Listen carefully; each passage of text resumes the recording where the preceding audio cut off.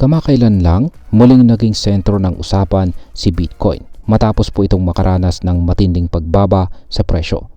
Marami po ang nagtataka kung bakit biglang bumaba ang halaga nito mula $93,000 patungong $83,000 na nagdulot ng mahigit $400 million na liquidation sa crypto market.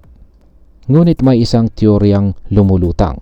May mga nagsasabi na ang mga malalaking players sa Wall Street ay sinasadyang ibaba ang presyo ni Bitcoin upang i-pressure si Ginoong Michael Saylor at ang kanyang kumpanya, ang MicroStrategy.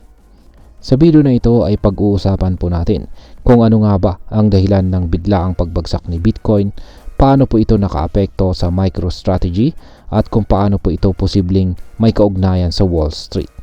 At syempre, sasagutin din natin ang pinakamahalagang tanong kung paano po ito makakaapekto sa atin bilang mga Pinoy crypto enthusiast.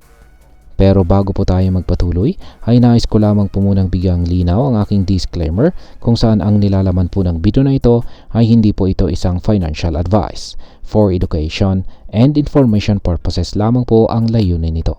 At ayan, simulan po natin sa kung sino nga ba si Ginoong Michael Saylor at ano po ang kanyang Bitcoin strategy. Kung matagal ka nang nasa crypto space, siguradong pamilyar ka kay Ginoong Michael Saylor. Siya po ang CEO ng MicroStrategy, isang software company na matagal na pong nag-i-invest kay Bitcoin. Sa katunayan, isa po siya sa mga pinaka-vocal na taga-suporta ni Bitcoin at ang kanyang kumpanya ay may hawak na libo-libong Bitcoin bilang bahagi ng kanilang investment strategy. Mula pa noong taong 2020, sunod-sunod po ang pagbili ng MicroStrategy ng kanilang Bitcoin. Ayon sa mga ulat, ang huling 13 Bitcoin purchases ni Ginoong Saylor ay kasalukuyang may unrealized losses na umaabot sa $1.95 billion. Ibig sabihin, kung ibebenta niya ito ngayon, ganito kalaki ang kanyang malulugi. Ngunit bakit siya patuloy na bumibili ng Bitcoin kahit na pabago-bago ang presyo nito? Ang sagot ay simple lamang. Naniniwala siya na sa inaharap, ang halaga ni Bitcoin ay tataas ng husto kaya patuloy po siyang nag-iipon habang mababa pa ang presyo nito. Ngayon ay meron ba talagang kinalaman ang Wall Street sa pagbagsak ng presyo ni Bitcoin? Ayon po sa ilang eksperto, maaaring hindi ito simpleng market fluctuations lamang. May mga analyst na naniniwalang may malalaking financial institutions sa Wall Street na may intensyong pabagsakin ang presyo ni Bitcoin upang magdulot ng pressure kay Ginoong Saylor at sa kanyang kumpanya. Ayon po kay Ginoong Mike Alfred, isang kilalang Bitcoin advocate, maaaring sinasadya ng ilang major players sa Wall Street na ibaba ang presyo ni Bitcoin upang pilitin ang MicroStrategy na magbenta ng kanilang Bitcoin holdings. Kung bumagsak ang presyo ni Bitcoin sa ilalim ng $60,000, maaari itong magdulot ng liquidity issues sa MicroStrategy. Dahil dito, maaaring mapilitan silang magbenta ng kanilang Bitcoin upang mabayaran ang kanilang mga obligasyon sa utang na lalong magpapababa ng presyo ni Bitcoin.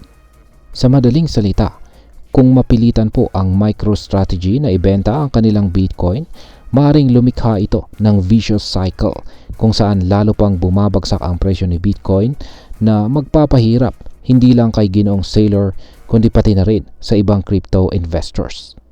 Ngayon ay ano naman po ang epekto ng pagbagsak ni Bitcoin sa MicroStrategy stock? Hindi lang si Bitcoin ang apektado sa sell-off na ito. Malaki rin ang ibinaba ng presyo ng MicroStrategy stock. Sa nakaraang buwan, bumagsak po ang halaga ng MicroStrategy stock ng higit 27% at patuloy pa itong bumababa. Bukod pa rito, nagkaroon po ng malawakang pagbebenta ng stocks sa Wall Street, lalo na sa gitna ng tensyon sa trade war sa pagitan po ng US at China. Ang pagbaba ng presyo ng MicroStrategy stock ay lalong nagpapalala sa sitwasyon ni Ginoong Michael Saylor dahil ang halaga ng kanyang kumpanya ay nakasalalay din sa presyo ni Bitcoin. Ngayon ay ano po ang maaaring mangyari kung patuloy na bumagsak si Bitcoin? Marami pong analyst ang may iba't ibang pananaw tungkol dito. Ang iba ay naniniwalang maaaring bumagsak pa si Bitcoin hanggang $70,000 bago ito muling tumaas sa susunod na bull run. Ngunit may ilang ding nagsasabing maaring bumaba ito sa mas mababang halaga kung magpapatuloy po ang sell-off sa market. Kung bumaba si Bitcoin sa $60,000 o mas mababa pa, posibleng mapilitan po ang MicroStrategy na magbenta ng kanilang Bitcoin holdings. Ito ay magdudulot ng mas malaking pagbagsak sa market na maaari pong magpabagal sa muling pagbangon ng presyo ni Bitcoin. At ngayon ay ano naman ang maaaring maging epekto nito para sa atin bilang mga Pinoy crypto enthusiast? Para sa atin ay mahalaga pong bantayan natin ang mga ganitong galaw sa global market. Kung totoo nga na may market manipulation mula sa Wall Street, maaaring magkaroon ito ng malalaking epekto sa presyo ni Bitcoin at iba pang cryptocurrencies na hawak natin. Para sa mga long-term investors, maaaring maging magandang pagkakataon ito upang bumili ng Bitcoin habang mababa ang presyo, lalo na kung naniniwala tayo na tataas ito sa hinaharap. Ngunit para sa mga short-term traders, ito po ay isang babala na dapat tayong maging maingat sa pagpasok sa market, lalo na sa panahon ng matinding volatility. Ang susi sa pananatili sa crypto market ay ang tamang risk management. Huwag mag-all-in sa isang investment at palaging maglaan ng pondo para sa emergency. Tandaan, ang crypto market ay puno ng risk, kaya mahalaga pong mag-research at magplano ng maigi bago gumawa ng anumang desisyon. Rayan, bilang panghuli ay ano naman ang aking masasabi tungkol dito. Kung totoo nga na may nangyayaring market manipulation mula sa Wall Street, ito po ay isang paalala na ang crypto market ay hindi ligtas mula sa impluensya ng malalaking financial institutions. Hindi ito ang unang pagkakataon na may lumutang na ganitong teorya at malamang hindi rin ito ang huli. Gayunpaman, hindi ito nangangahulugan na tapos na ang laro para kay Ginoong Michael Saylor at kay Bitcoin. Sa kabila ng mga hamon, marami pa ring naniniwala na sa pangmatagalang panahon, si Bitcoin ang magiging pangunahing asset sa digital economy. Sa ngayon, ang pinakamagandang gawin ay manatiling updated sa mga balita, maging maingat sa ating investments at huwag magpadala sa panic. Ang crypto market ay palaging may cycle ng bull runs at bear markets.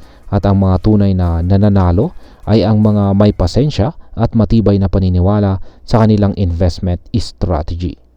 At ayan, hanggang dito na lamang po tayo sa video na ito mga ka-crypto. Sana po ay inyong nagustuhan ang aking paliwanag sa video na ito.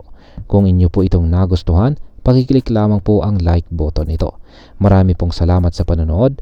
Ingat po tayo lagi at God bless po sa ating lahat.